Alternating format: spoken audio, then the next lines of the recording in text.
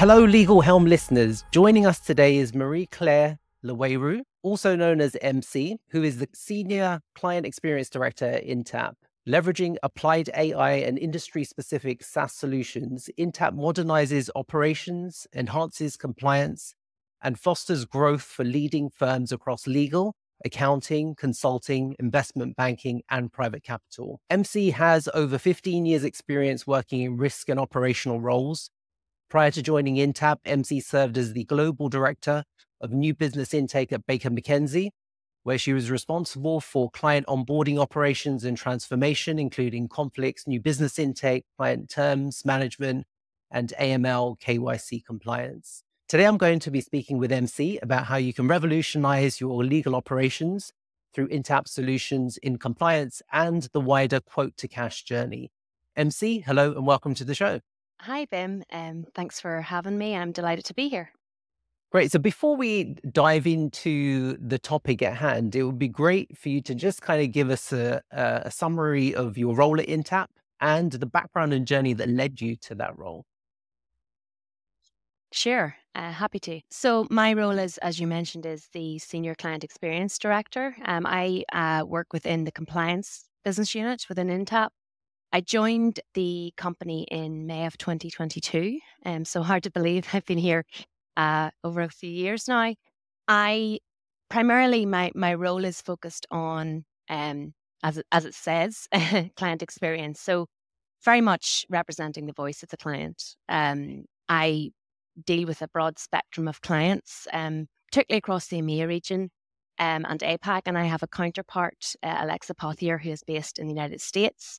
And we very much liaise with the clients and then bring together many of our internal teams to ensure that we're servicing those clients. So an example of one of the things that would be very prevalent in the role that I perform is working with our clients to understand, product enhancements or any technical issues, understanding any challenges that they might have operationally, and then speaking to the right people internally to make sure that we can respond to those in the right ways.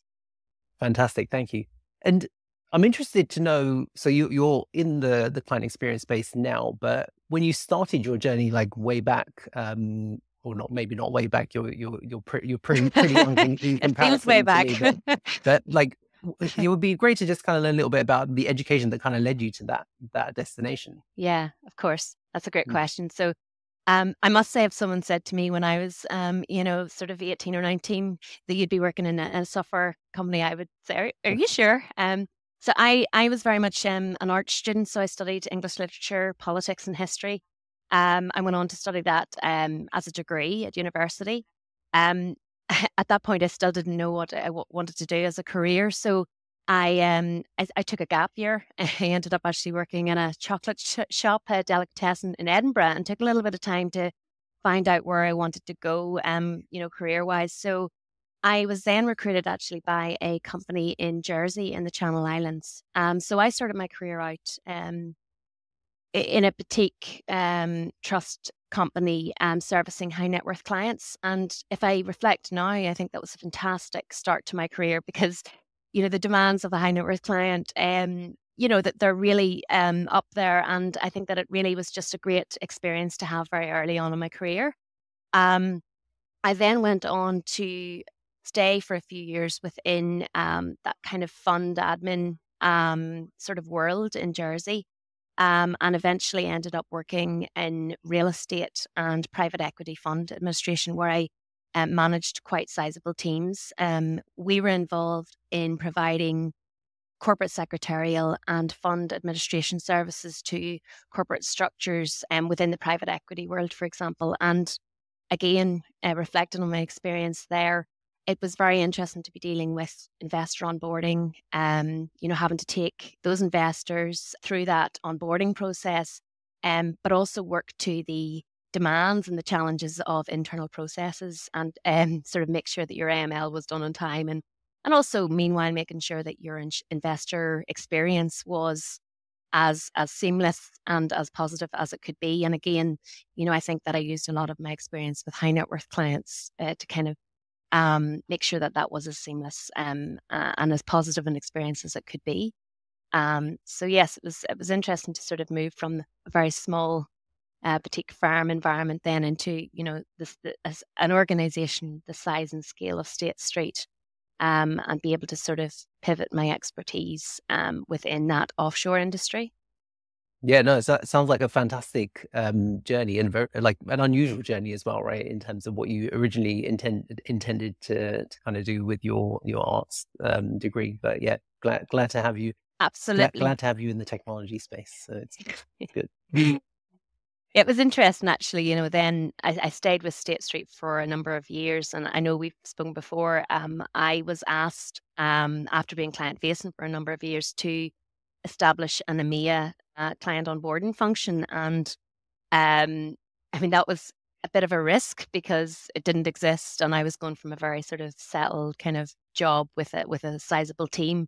But it was interesting, and we had a number of offices across the region, with clients that spanned those offices. So they were experiencing very different, pricing and very different experiences depending on the office they were dealing with. So it was a very exciting and interesting time to build something from the ground up. And I mean, we started out with collecting the information in a PowerPoint deck, so it was rather time consuming, but it also allowed us to really hone the process, hone what the team needed to look like, the kind of process overall, and then to build it from the ground up. As I said, I think it gave us a lot of control over, how we wanted it to look and feel, and we were able to overlay that with a lot of governance in terms of, what type of business do we really want to be taking on? What is the risk profile of this business? And it was a kind of a good opportunity to kind of build over time, and create also that sense of standard across the offices, ensuring that the client experience was as positive again as it could be. And then, of course, as you know, I stepped into Baker McKenzie a few years later, where that was really on a global scale then, where we sort of established centres of excellence, and centralised many of our client onboarding functions within the legal space. So again, one thing I was very sort of clear and reflecting on over the years was I had heard, there's a lot of differences between industries, but I could very seamlessly and quickly see, well, essentially you're doing the same job. It's just, there are different components that come into play across financial services versus legal and elsewhere. Yeah, no, absolutely. I love the I love the comment about PowerPoint data entry. Excellent. Yeah, I think it was running to 40 pages at one point. But I do recall at the time, I think at the time I was working sort of 16-hour days, because it was me and a senior sponsor who had asked me to help establish the function. So there were no people, and we had to deliver and exhibit the success of the function before we were able to get some kind of team members, which is very often very common in organizations. You have to sort of deliver the value before you get the budget and resources to build it out. But yes, it was quite comical now looking back that we had this sort of rather large PowerPoint deck that we were building out. And again, at the time I thought, wow, it would be brilliant to have a solution that, a workflow solution where we could, work with our clients and collect the information directly from them, and have the client relationship teams build on that and move it between the various teams that are involved in that client onboarding process. And again, fast forward a few years and I joined Baker McKenzie. 2 weeks prior, they had just implemented Intapp conflicts and intake. And intake was that answer to that PowerPoint deck that I had been filling out for years for our team. So yeah, it was quite a fascinating journey. Amazing. No, that's really good here. I just one final piece on your background that I'm just keen to kind of learn a little bit more about is that obviously that experience at Baker was fantastic because you were getting that full global law firm experience in terms of how they operate and how some of these products can really help streamline some of the processes, etc. When you're considering some of that background and experience, how does that differ in terms of then thinking about your role today and how you make products that are relevant to other types of firm, right? That may be sitting in mid-market and perhaps smaller. Are there things that you're taking from the Baker experience to then, make your products relevant? Or, I'm interested just to kind of how you figure out like the differences in terms of the persona of client that you're dealing with. Yeah, that's an excellent question. I think, reflecting on the experience that I had in Baker, obviously, working within a global firm there are very different, budget, resources, needs that a firm of that size and scale will have to, perhaps a smaller to mid-sized firm. I think, in my experience, again, having worked in small boutique firms right up to some of the largest organizations in the world, there are and obviously cross industry, as you mentioned, there are differences, and we have to recognize that. We have to recognize that the language that's used, the way that the processes operate, that there are absolutely distinguishing factors there that we have to take into account. But what I would say is, every firm, regardless of size, has the opportunity to really explore how they're operating. To take a step back, there are efficiencies that can be built into a small to mid-sized firm versus a large scale firm. Really taking a step back, looking at processes, looking at what's efficient, what could be improved operationally, and building in those efficiencies where possible. And I know we'll talk about AI a little bit later, but there's lots of components that come into play. I think if we look at Intapp specifically, we know that these business relationships are complex, and regardless of the size of the firm, we really have to, in a competitive market, our clients are, increasingly focused on making sure that those clients are serviced effectively, but also that the software can be used to the greatest possible value and effect to help those fee earners, those client relationship individuals who are up against it. Really, when you think about it, they have to get the responses back to their clients quickly, get that service delivered, and also, as I mentioned earlier, move those processes through as effectively and efficiently as possible. And I think that becomes hard when you're dealing with things like compliance checks and AML. So again, to your question, if you look across industries, many of them are operating within regulated environments. They're at the sort of disposal and impact of what's happening geopolitically. And I think that Intapp is able to help with the exposure and experience we have with working cross industry. And, I have worked with Intapp as a client from sort of early 2015 and really seen that partnership and that value of Intapp being able to bring together not just clients within the one industry, like legal. For example, we have advisory boards and groups that we bring together regularly to discuss industry issues, but actually now expand that across industries. And that really is ultimately fantastic collaboration and sharing, and ultimately impacting the clients of these organizations that have to collaborate day to day also. So I think, breaking down that fragmentation internally, but also then being able to build those networks and those collaboration opportunities is absolutely essential. And I think, Intapp's very focused on partnering wherever possible to help, that success, continue.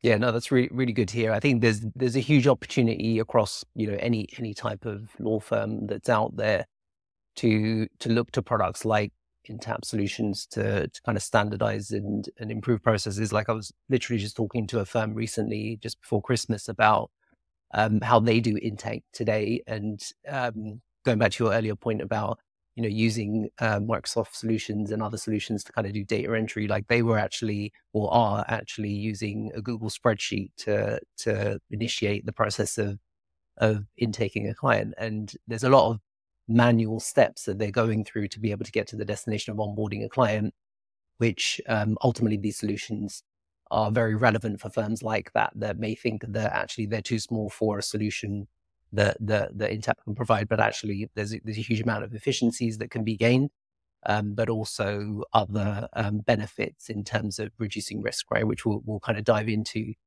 right now, actually. So let's talk about how firms can modernize risk management and compliance as part of that wider quote to cash process.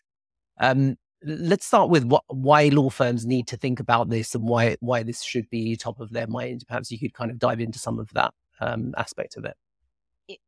Yeah, well, I think just to touch on your last point there, and it is relevant to modernizing, is that there are still a lot of firms that are managing processes in an extremely manual way. So to your point, Excel spreadsheets, or, their teams are having to do a lot of sort of pivoting in and out of browsers to do compliance checks. And, there's a lot of fragmentation in handoffs between teams.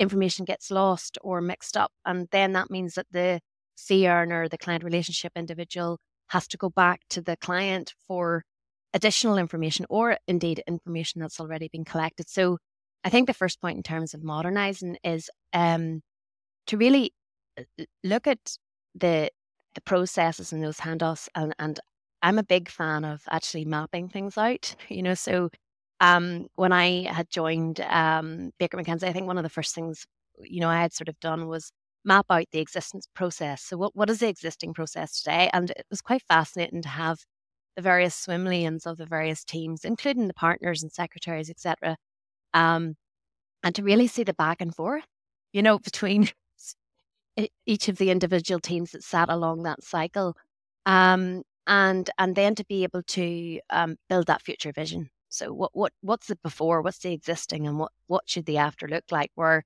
you're trying to actually collect information right first time. And I think that is a term that I have heard increasingly over the last few years. Is it may seem a small point to just have a BD team that does their job, and a compliance or intake or conflicts team that does their job alongside AML, for example, and a billing and a collections team. But when you have these various teams working in silos and going back and forward for various pieces of information to the partner, who subsequently has to reach back to the client, it's extremely time consuming, number one, but also it's very impactful on that client. And it's not sending a very good message in terms of the fact that this, firm is having to come to us 3 or 4 or 5 times to collect multiple pieces of information to get this through effectively an internal, process. So I think that's the first thing, is to take a look at the process, map it out, work collectively with the teams. I know that sometimes that can be a bit of work, because you're having to sort of take different opinions in and, sort of collaborate. And but actually that's very meaningful, because I think then everybody starts to really align on what that process should look like optimally, in the future. I think then the second thing is really to start looking at your software solutions. Are you on-prem versus cloud? What are the efficiencies that can be gained there? What systems are you using across that entire process? I think one of the things that I've observed, and again, very excited having moved from financial services where we didn't have some of the systems at the time into the likes of Baker and kind of now with Intapp, is you've got that flow of deal cloud, that relationship management, that campaign management, that business development, kind of prospect gathering, then flowing into your compliance products, your intake, your external forums. You're able to collect information externally from clients, your conflicts checking, anti-money laundering compliance checks, and then moving through into your billing and collections. And the benefit of bringing that all together, in a more end-to-end fashion, is again focused on enhancing that client experience, ensuring that fee earner time is, there's as much billable time there as possible that they can spend, as opposed to becoming pulled into operational elements, and processes that maybe aren't working so well. And also then making sure that, as I mentioned before, the compliance checks are done right the first time.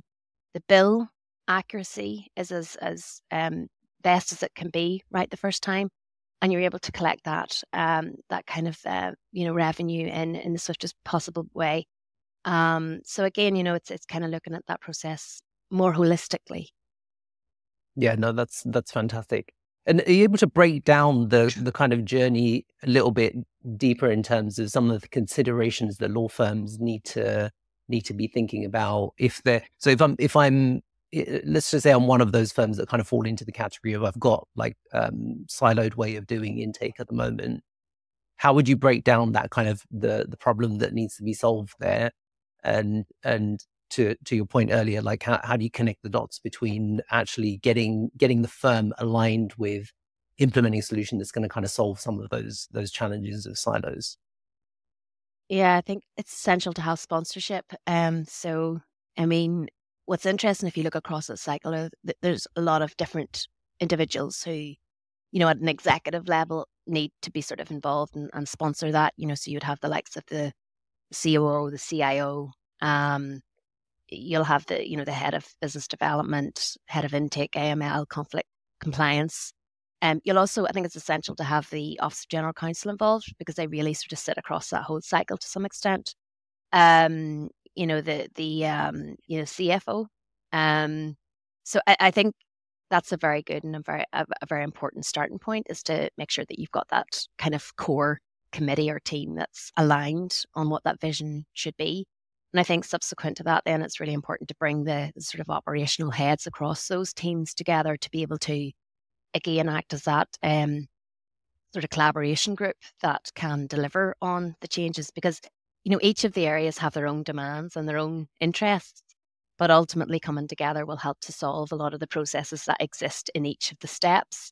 And again, I think where the software comes in, it can really help the teams on the ground to collaborate more effectively. And I think that's a really good starting point. Because let's face it, it's the process and getting that right, having the sponsorship around, making sure that project or that program can be delivered on, bringing people together to get that delivered, but also to make sure that the people that are doing the job day to day are part of that journey. I think that's really vital. And Bim, I don't know what your experience is in that, with Helm 360 and the work that you implement and do, is fee earners, lots of different stakeholder groups are involved, and you have to kind of try and bring them all together to feel that they have a voice in, what does that process look like? What is that experience of, maybe a conflicts analyst or an intake analyst working in an Intapp system for a good, part of their day? What's working well for them and what can be improved? And I think it's there's a great opportunity to involve them in that conversation. Yeah, no, totally. I think if I think back to some of the projects that we've been part of, the most successful ones are the ones where the people that are actually doing the job are involved in the project team and hands-on and giving feedback in terms of some of the pain points that they're experiencing, versus the others where it's more the kind of a team is formed outside of the kind of day-to-day business as usual operations, and they're delivering a solution back to the business, and that tends to have a lot of resistance, because ultimately people don't feel like they're part of the solution anymore. So yeah, absolutely. Yeah.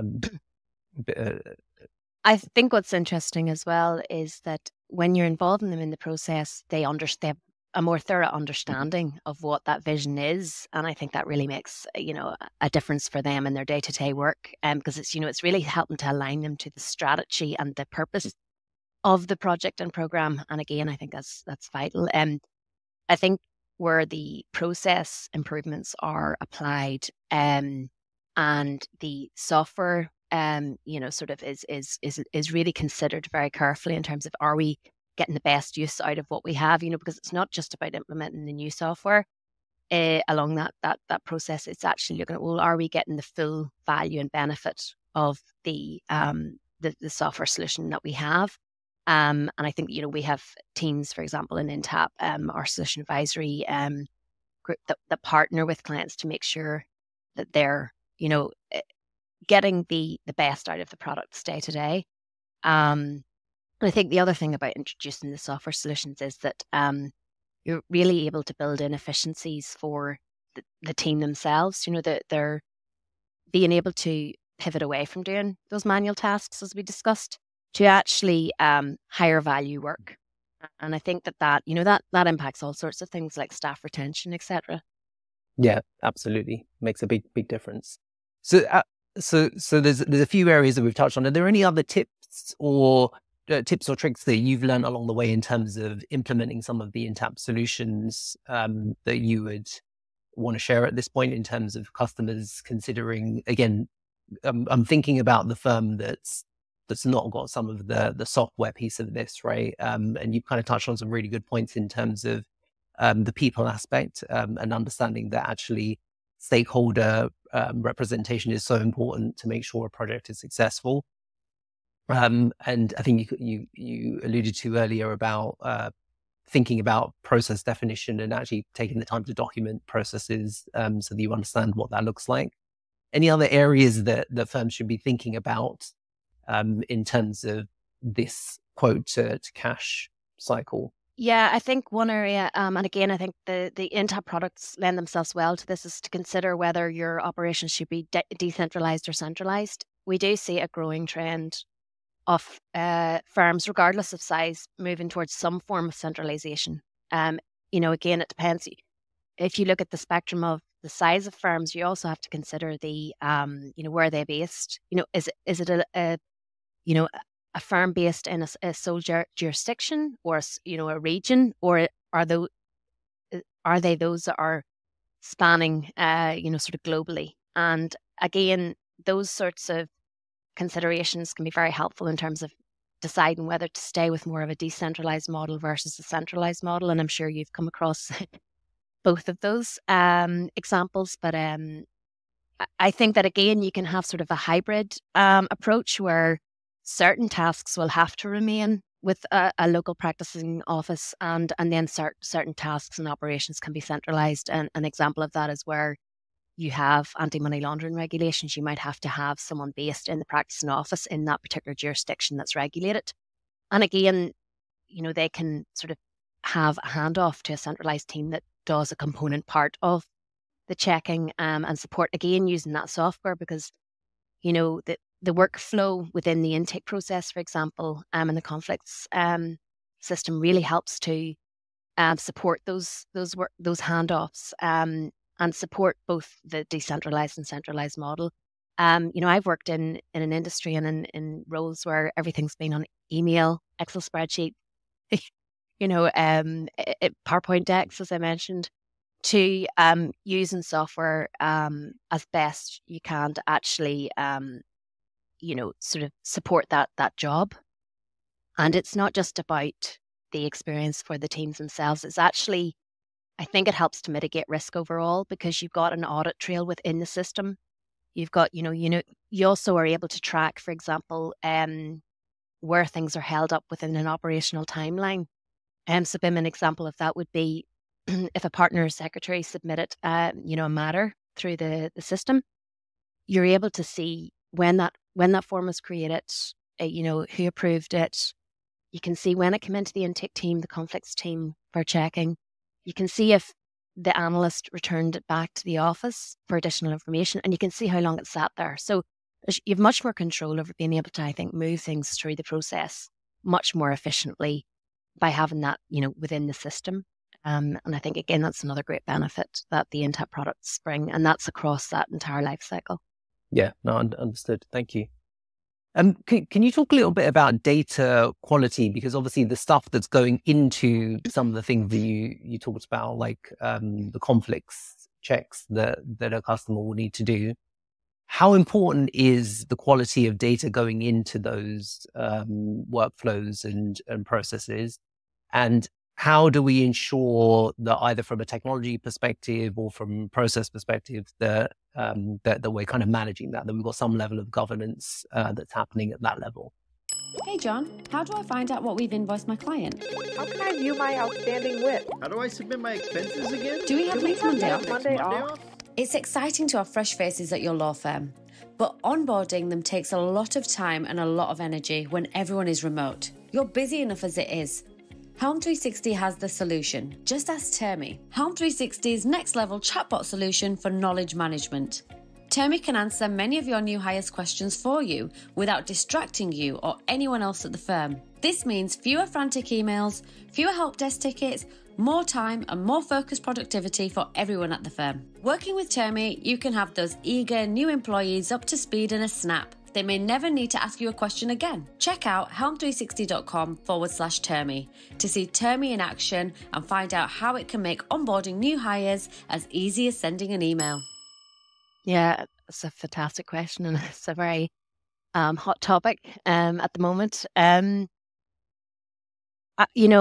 Again, on reflection, it's the information that comes in as part of the onboarding process is ultimately going to impact the outputs, and it's easy to forget that, but it's that simple.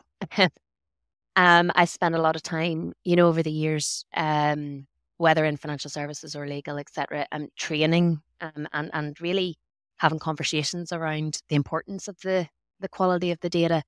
As I mentioned earlier, the data coming in accurately right the first time means that it can progress through those stages as efficiently as possible.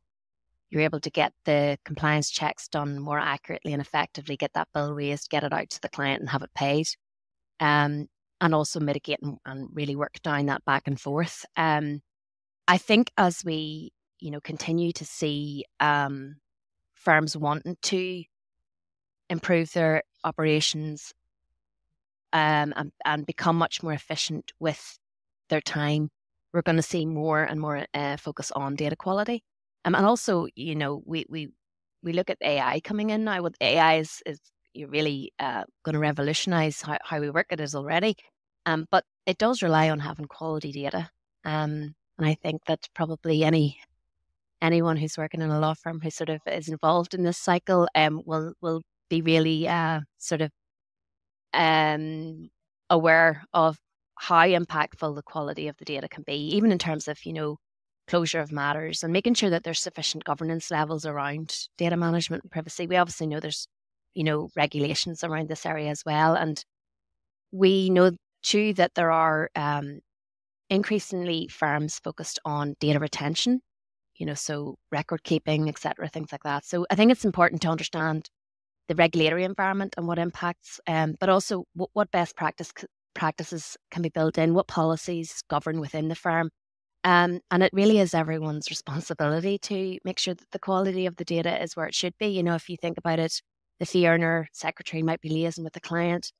That's the very first step to make sure that they know what are the questions we need to ask the client, what's the information we need to bring it through that entire process right the first time. So just moving on to the journey that customers are facing today, where a lot of them are kind of looking at their footprint of applications that they're leveraging in-house, and some of them are, or a lot of them are on-prem, and then considering how they then migrate those to cloud. What are some of the advantages that you see that firms can leverage as part of that journey to cloud? Yeah, it's a great question. And I know there are many of our clients in the process of moving to cloud.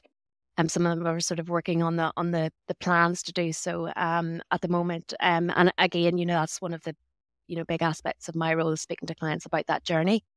I think the first thing is, having implemented large scale transformational sort of waterfall projects within the legal space, I would say one of the biggest benefits is actually the impacts on implementing the improvements to projects and the addition of features and functionality on cloud versus on-prem. So as I'm sure you've experienced, a lot of law firms will have implemented with a big bang approach on-prem, and the change management effort across the firm is pretty significant, to say the least. I think when you move on to cloud, there is a much more iterative and sort of a softer approach to being able to expose features and functionality to different users at different times. And I think therefore it gives the firm much more control over that change management piece and how to manage it. It's not an easy, piece to manage. And I think a lot of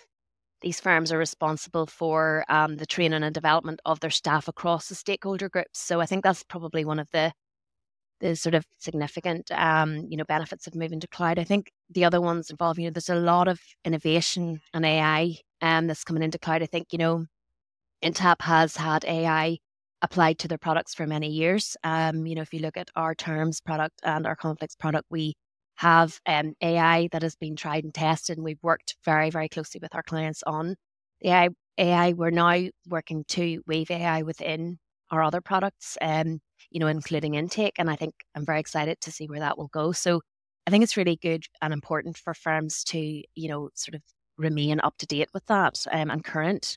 And I think that those AI, we've talked about the efficiencies that can be brought with the software together with improving operations. It's going to be exciting to see where that will go with firms that are on cloud. I think ultimately also enhanced UI. So for example, in our intake product, we're updating our UI experience. And I think that that's going to be a great leap for the teams that are using the system day in, day out. So, and we've got enhanced security coming with cloud as well. So there are a whole host of improvements, and it's really essential. I think that the clients and law firms are considering that move to cloud.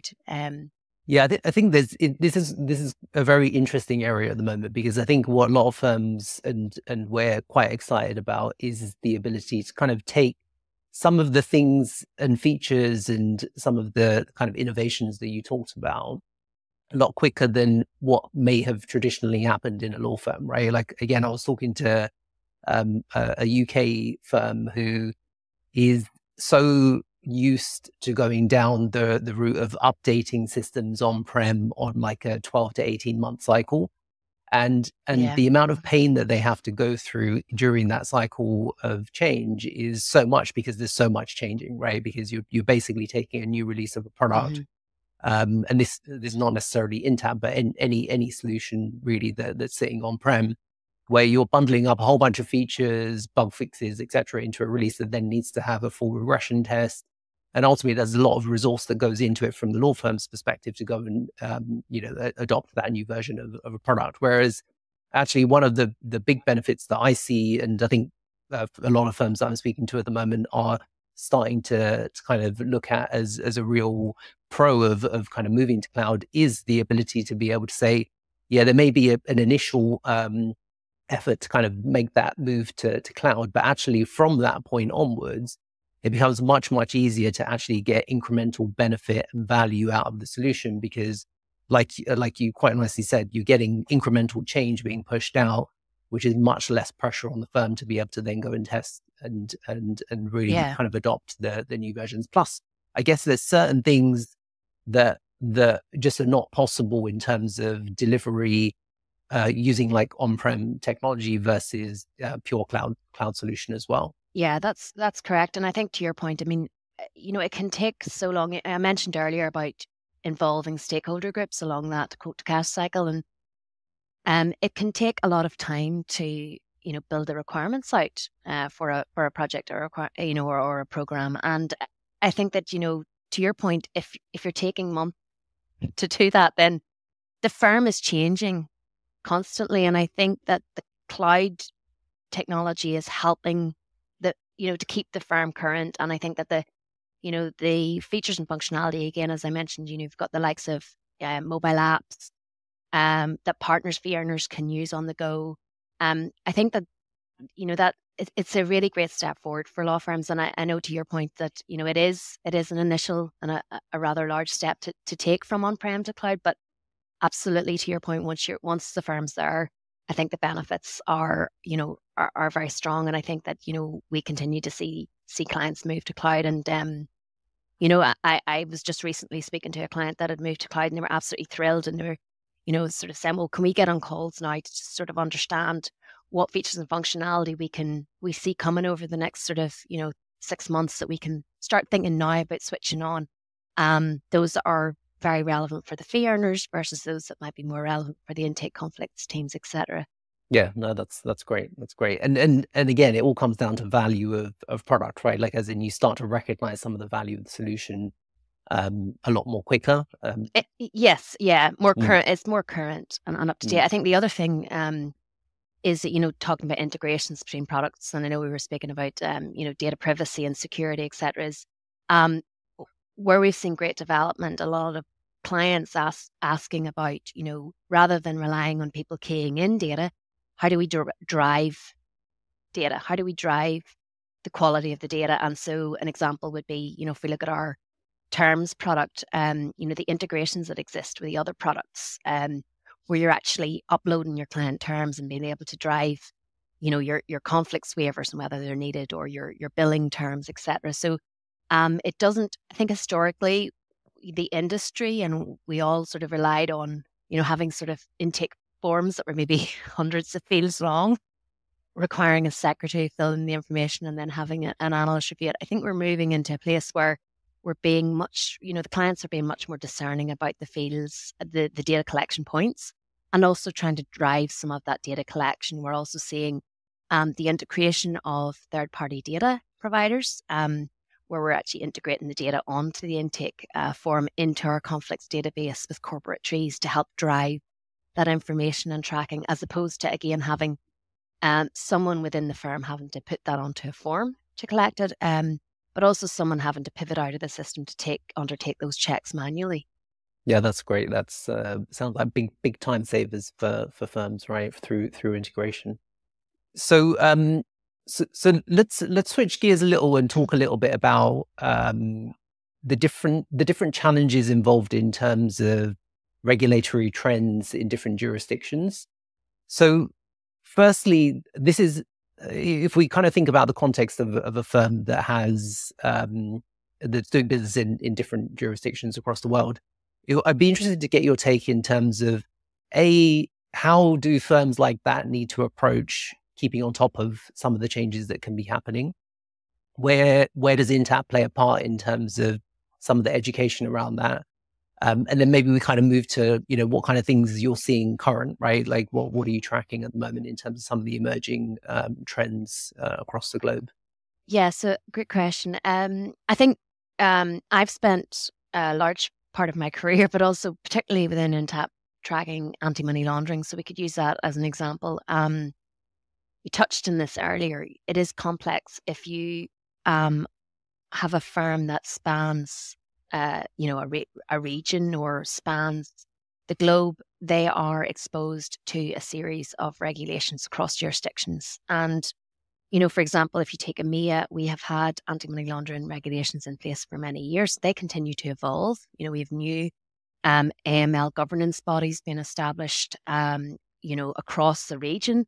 Additionally, then we have the likes of the SRA further developing the compliance and regulations that apply.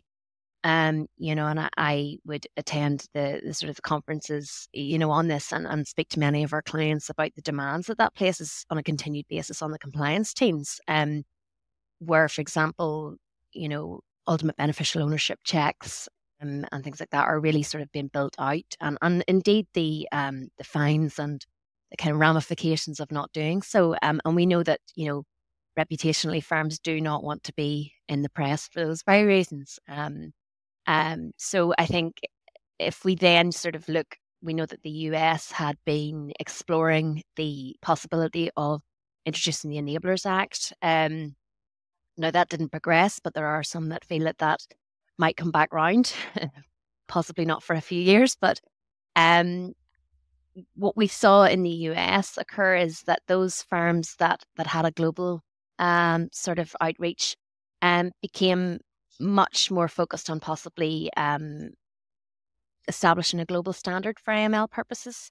So again, rather than having to meet various AML regulations across jurisdictions, they create that baseline. And again, that really helps the firm operationally manage AML regulations across multiple jurisdictions, but also to support that client experience. And then obviously, I'm not sure if you've been tracking the news, Bim, but in Australia, there has been a rather significant sort of reform bill passed where anti-money laundering regulations will be, sort of enhanced over the next period of time. I think that's coming in 2026. So there's various things happening across the globe, and it's been interesting to see that unfold. To the second part of your question, Intapp, we partner with our clients, so we work with our clients regardless of size across industries, across jurisdictions, and we would produce a lot of thought leadership and really share what we're seeing across the regulatory environment, but also what are we hearing from different clients? They want to hear what the others are doing as well. So I think it's important to be able to help facilitate those discussions and share, what we sort of see is happening in the industry and how we can help to support, meeting those regulatory needs. I think a lot of firms, sort of, they need to stay on top of tracking those regulatory developments, but then the more difficult part can be, how do we adjust our operations? How do we adjust our workflows in our systems to be able to meet those regulations? How do we, or what do we have to do to adjust our policies, etc.? Yeah, no, absolutely. It's definitely an interesting area, and I guess as time goes on, will continue to be one of those areas that firms will experience kind of some level of challenge with. And it's great to hear that you guys are connecting the dots between, like you said, I think being able to speak with other firms, being able to set up forums to be able to kind of discuss what's happening in the world is always a good thing, right? So it's great to hear some of that thought leadership coming from Intapp that's being shared. What's been really interesting about the legislation in Australia is that, some firms have obviously practicing offices elsewhere, and they'll be able to fold within the operations, so they're sort of at an advantage. But where you've got, locally based Australian firms, they're really having to build that from the ground up. And that's no small task.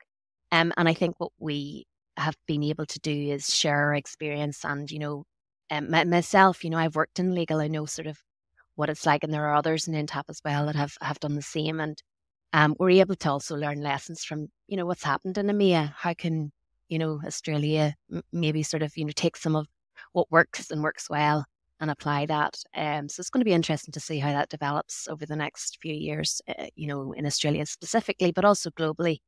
Again, being able to my point earlier, use the Intapp solutions to help make that as effective and efficient as possible, but then tag in things like third-party data integrations to help do that job as effectively and efficiently as possible, because we know that, again, the compliance and AML checks can be rather timely. And you can't not do them. There's no choice. So I think it's going to be interesting to see also how things like AI overlay that whole AML and compliance sort of area. Yes, indeed. And talking of AI, what are some of the if we kind of think to the future now, what are some of the key legal technology trends that you foresee for 2025? So I think certainly we've touched on this. I think innovation and AI generally. So as I mentioned, Intapp will be applying AI across our products. Very excited to see how that will develop, particularly with the likes of the introduction of the AI to intake. I think AI governance is a big topic. I'm not sure if you've sort of heard that one, but I've heard increasingly that coming up with the likes of, compliance individuals and Office of General Counsel.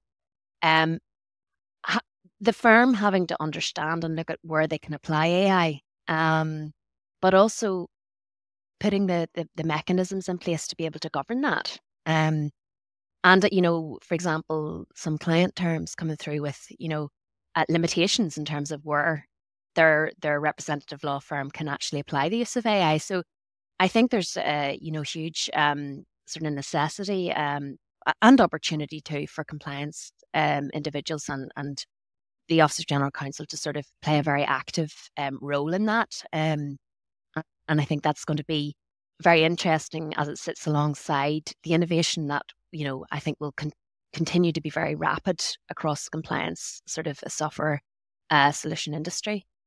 I think other trends, we've talked about on-prem to cloud, so we continue to see that as clients are becoming very active in their move to cloud. A lot of continued focus on data quality and governance, as we've said. The automation of manual tasks, I don't think that's ever going to stop. I think, again, there's a component of bringing AI into that, but there's also a component of making sure that you're very operationally, effective and efficient in how the firm is working. So yeah, I think there's some of the core sort of subject areas that we'll see coming into this year. Yeah, I think it's going to be quite an interesting, exciting, challenging year from the AI standpoint, because I think, and it's interesting that you hear that you talk about AI governance, because I think even when you kind of connect the dots between that and some of the automation that AI can kind of bring to the table, like we see a lot of the use of or an increasing use of AI agents to be able to do some of those manual tasks. And actually, the governance piece plays a big role there, because actually now you need to kind of understand what's actually happening at the agent level to be able to do some of those manual tasks, and how do you actually ensure that the outcome is good, right? Like, as in, because it's happening at scale in some cases, and being able to have some kind of confidence that that it's happening correctly is also an interesting area. So I think it will definitely be an interesting area to watch this year, is to see how that unfolds. Yeah, and I think to your point, the job that an analyst does fascinates me. It's not black and white always, and it's a judgment call. And I think that's where it will be fascinating to see, how that AI sits alongside that. I think where it immediately is bringing in efficiencies is certainly, to your point, around really quickly reducing the manual effort involved. And then, I sort of tend to err on the positive side of thinking that, well, if we can reduce down that manual effort, if you look at compliance over the years, it's been extremely sort of manual in terms of all the checking, etc. And these teams, have had to sort of really spend lots of time doing those manual checks. If they can then be sort of, spend more of their time on the higher risk work, then, I think it's going to be interesting to see how that develops out. And also, again, to the interest for them of the work that they're doing, I think, we could actually end up seeing a honing of the work and the role that they're performing within the firm. And that provides opportunity for them to develop in other ways that they might not be able to if they're performing all these manual tasks as they might be today. Yeah, so true. I was reading something recently where they were describing kind of the kind of concept of an AI agent really being seen as a helper, an employee that you still need to manage, right? You still need a human to manage the employees. You still need to coach them. You still need to kind of nurture them. You still need to be able to make sure that they're delivering to the right level of standards. So fundamentally nothing changes in terms of your approach to managing those things. So the only difference is, instead of educating them through, your one-to-ones, you're actually building out new prompts, or you're refining the way that the models are working. And I think it's actually quite an interesting space, because I think the people that are playing some of these roles at the moment will actually get exposed to some of the stuff where they become a little bit more of a hybrid role, right? Where they're actually kind of stepping into the technology space and actually doing some of that education through, prompt engineering or other ways of being able to train these AI agents. So yeah, very, very exciting times ahead, I think. I like the way you articulate that, of sort of aiding and prompting as opposed to taking that decision making completely away. And I think that, it's going to be interesting. I think that would be, fantastic to see. And certainly, as having managed teams for many years, I think that, where you do want to sort of lead those teams and make sure that they're finding their roles interesting, and, that they can, get involved in doing new things, different things in a different way. It does mean that we all have to be very open to sort of change and all of those things. But it's going to be interesting where that goes over the next few years, indeed. So from a product perspective, is there anything you can share in terms of Intapp's product vision going forward, and what customers can expect? Yeah, I know that I touched on some of this earlier in a conversation, but I think, really our innovation in the cloud is exciting. The application of AI, we are working very actively with our clients to take feedback on where we might actually apply that AI. And I think that's, again, it's great that we are involving our clients as part of that conversation, because I think that there's been a lot of talk about AI over the last, year or so, but it's sort of can be very theoretical and conceptual.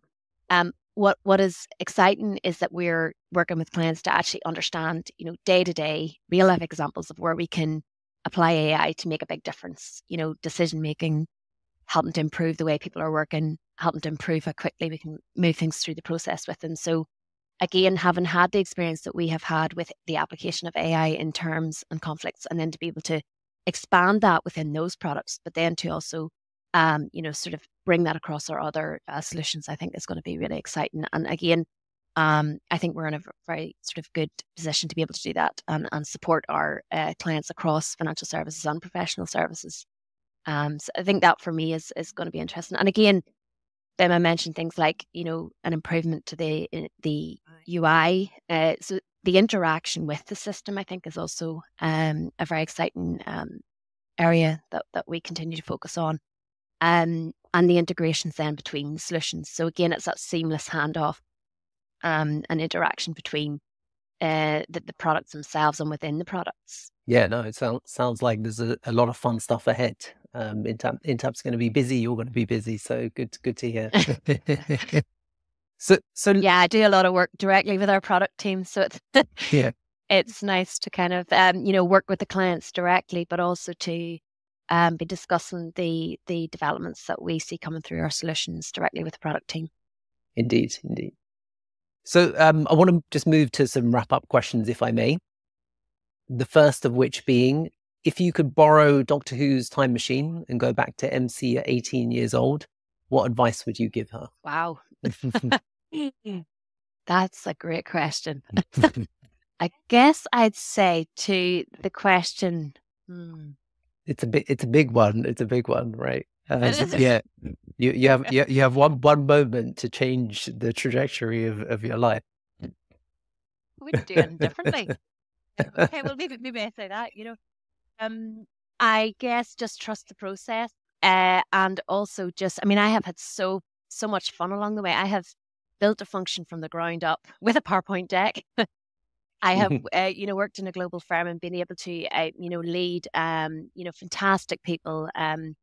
So there's not much else I would actually change. I love working in Intapp. It's a fantastic organization, and working with individuals like yourself.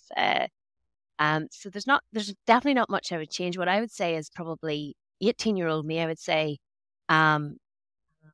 with AI and everything that's coming in the future, super excited. And, I think that's kind of like when I was 18, I wouldn't believe that I'd be sat where I am now looking at AI and how we're kind of developing and how we're going to be able to work in the future. Excellent. That's good. And I like trust the process. That's a good takeaway. Good takeaway. And just finally, I've realized that these wrap-up questions are actually very helpful for me to build my travel bucket list. So I'd love to learn from you as to where would you, what place have you visited that you would recommend someone else visit that may not be one of the obvious places? Wow, that is a good question. Now, I've been to Chicago many times, and I have to say that is one of my favorites. So if you've never been, Bim, get yourself over to Chicago. It is super. Hong Kong. I think I'd like to go there again. I would like to get over, to Hong Kong again, spend a bit more time there. I've spent a lot of time work traveling and sort of passing through airports. I'm not sure if you're the same, but I kind of want to make sure that some of the places that I have not managed to stop off in, that I get a bit more time to explore. So Hong Kong, but I also, a random one, would like to make it at some point to the Nordic region and sort of experience, that whole pace of the snow. So yeah. Maybe not everyone's cup of tea that want to experience some sun, but that's definitely on my list. Absolutely. And for me, actually, one of the places that I really want to spend some time visiting is Ireland, actually, because I'm obsessed with Bad Sisters. I don't know if you've seen that show. I haven't yet, but it's on my list. So yeah. It's so good. Highly recommend it. But some of the scenery that you see there is amazing. So would love. I have spent a lot of time in the west of Ireland, so you're welcome anytime. You'll have to stop in and say hello. Absolutely. So MC, in terms of book recommendations, do you have any recommendations that you would have for the audience? I would recommend, I follow Richard Susskind and Daniel Susskind, and I know that Richard has a new book coming out. I'm anticipating that. That's in March regarding AI. I think beyond that, I always like to read the Bresler Risk Log. And there's, as I mentioned earlier, there's much thought leadership that we put out, via the Intapp website. And I am also happy for anyone to reach out to me directly on LinkedIn. Fantastic. Thank you. Well, MC, that brings us to the end of our session. I just want to say a big thank you. This has been great. This is our first of 2025. So happy New Year to all the listeners. And thank you for sharing so much with the audience. It's been really insightful. Thanks for having me, Ben. Fantastic. Thank you. We hope you enjoyed today's episode of The Legal Helm. Thank you as always for listening. If you enjoyed the show, please like and subscribe on iTunes or wherever you get your podcasts. It really helps us out.